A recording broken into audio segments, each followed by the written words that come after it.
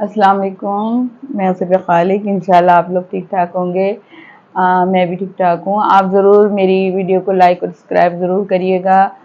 मुझे बहुत वो रहती है कि आप लोगों ने मेरी वीडियो पसंद की कि नहीं की।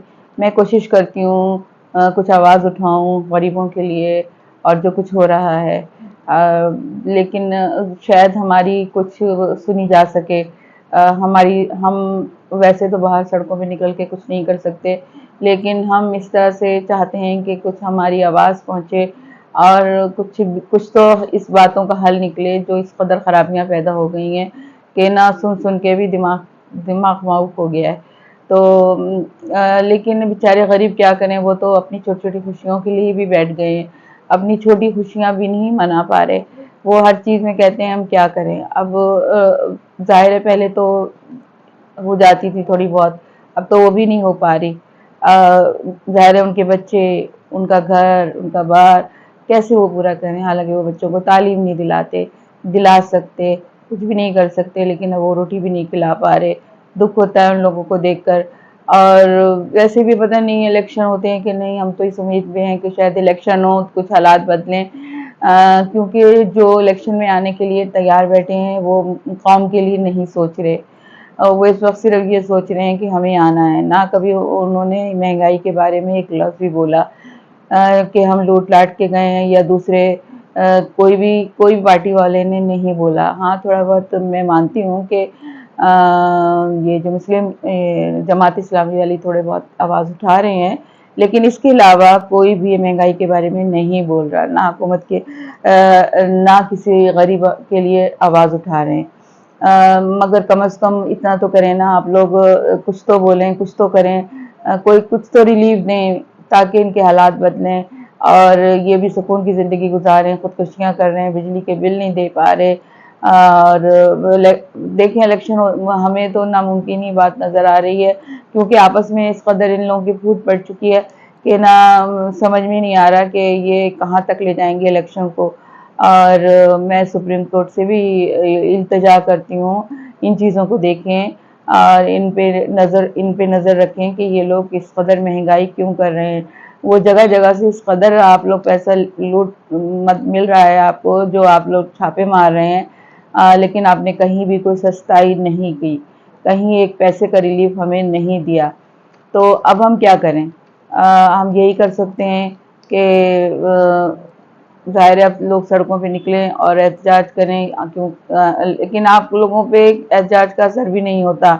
आप पकड़ पकड़ के जेलों में डाल देते हैं। आपको बस ये काम बहुत अच्छा से आ गया है कि ना पहले तो ऐसा नहीं होता था कि एक भी निकले उसको पकड़ो और बंद कर दो ताकि सारे डर के मारे घर में बैठ जाएं। इस कदर आप लोगों ने दहशत फैला दी है। जिस तरह से ये हुकूमत पिछली गई है, इसने इस कदर दहशत फैला कर गई है कि लोग डर के सहम के अपने घरों में बैठ गए हैं। वो अब कुछ भी करने से डरते हैं। ना वकला की चलती है, बेचारे वो वकील भी सारा दिन मेहनत करते हैं, सारा दिन कोशिशें करते हैं किसी तरह कहीं रिलीफ मिले। और इतनी हिम्मत है उन लोगों में, मैं कहती हूँ किसी में भी नहीं है जो वकला में है। वो ही आवाज़ उठा रहे हैं, वो ही कर रहे हैं सब कुछ। खुदारा आप लोग भी बाहर, जो आवाम से मैं कहती हूँ कि आप लोग भी कुछ बोलें, अपने लिए नहीं तो दूसरों के लिए बोलें। अगर ताकि खुदारा कुछ महंगाई कम होगी या कुछ इनके कानों में आवाज़ जाएगी, मगर इनके कानों में कोई आवाज़ नहीं जा रही। वो मस्त हैं बिल्कुल। ख़जाना खाली कर दिया है बिल्कुल इन्होंने। तो अब ये कि वो सोचते हैं कि जो भी हुकूमत आएगी पहले तो वो ये सोचेगी, आके पहले हमें यही खुशखबरी सुनाएगी, ख़जाना खाली है, हम कहाँ से करें, ख़जाना खाली है, हम कहाँ से करें। अब जब आपने IMF से कर्जे ले लिए हैं अपने लिए, तो कुछ हमें भी रिलीफ दे देते, गरीबों को भी दे देते। आपने क्या कर्जे अपने ले लिए, समेटे समूटे अपने आलिशान बंगले और पता नहीं क्या क्या। निकलते हैं तो पता चलता है, बाहर आते हैं तो बकौल उनके वो फरमाते हैं कि नवाज शरीफ के मेरा बाप एक बहुत अमीर आदमी था। शहबाज शरीफ फरमाते हैं मेरा बाप एक गरीब आदमी था। मरियम नवाज फरमाती हैं मेरी प्रॉपर्टी ना लंदन में ना यहाँ कहीं भी नहीं है। اب آپ بتائیں تو پھر یہ اتنا تضاد ہے سب کی باتوں میں۔ بھائی فرماتے ہیں یہ جتنی بھی پراپرٹی ہے مریم نواز کی ہے، آپ لوگوں کی باتوں میں اتنا تضاد، جب باتوں میں آپس میں خونی رشتوں میں اتنی تضاد ہے باتوں میں، تو پھر کیا نہیں ہوگا، کیا نہیں ہو رہا ہوگا۔